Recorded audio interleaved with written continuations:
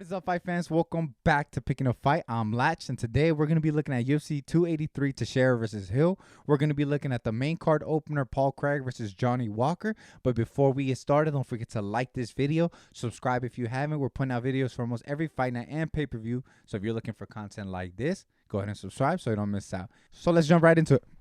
So we got number 9 ranked Paul Bear Jew Craig. He is 16-5 with 1 draw. He's 35 years old. He's 6'3" with a 76-inch reach. And he's coming off a loss to Volkan Ozdemir. And he is going up against number 12 ranked Johnny Walker, who's 19-7. He's 30 years old. He's 6'6" with an 82-inch reach. And he's coming off a submission win over Ion Cutelaba. And Johnny Walker will be a slight favorite at -170. Paul Craig coming in as a +145 dog. And yeah, man, we know who Johnny Walker is. He's super explosive. You know, he is one of the UFC's glass cannons. He has the ability to end this fight anytime, but he lacks the defense, and sometimes he gets finished. You know, it's gotten him in a lot of trouble, but he looked good in his last outing. You know, Ion Cutelaba tried to take it to the ground and ended up not working out for him. I was surprised how well Johnny Walker did on the ground. Obviously, he's still super explosive down there anyways. You know, Paul Craig, he's a dangerous submission artist. He thrives with opponents in his guard. You know, he has so many triangle finishes. You know, the one against Nikita Krylov and even Magomed Ankalaev, those were at the buzzer. You know, very clutch submissions. He's super dangerous. Even against Jamal Hill, who's fighting for the title on the same card, he was able to submit him. We saw in his last 2 fights against Krylov and Ozdemir that his striking isn't really where it needs to be. Against Ozdemir, a much bigger puncher, he lost that fight.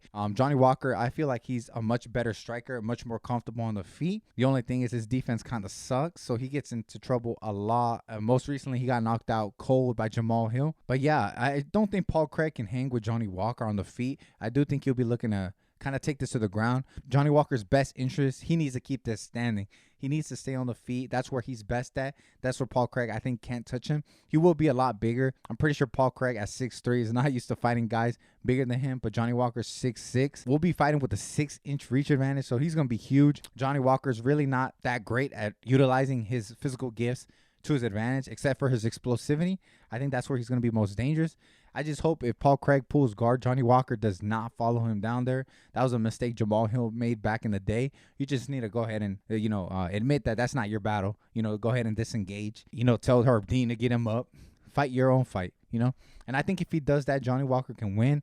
I don't have a lot of faith in Johnny Walker, especially he might have too much confidence after his last fight. You know, Cutelaba was able to take him down and he was able to kind of submit him. And hopefully that doesn't go to his head, especially not against a guy like Paul Craig, who's way better on the ground, way more dangerous than Ion. But like I said, I just don't know what to expect from Johnny Walker. Sometimes he fights a brilliant fight. Other times he just throws caution to the wind. You know, sometimes it pays off. Sometimes it really doesn't. So I'm going to go ahead and give Johnny Walker the benefit of the doubt, though. You know, he's 30 years old. You know, he's kind of cut his teeth. He had his highs and his lows here in the UFC on the biggest stage. And I think he's going to fight a good fight. And I'm going to have to say Walker by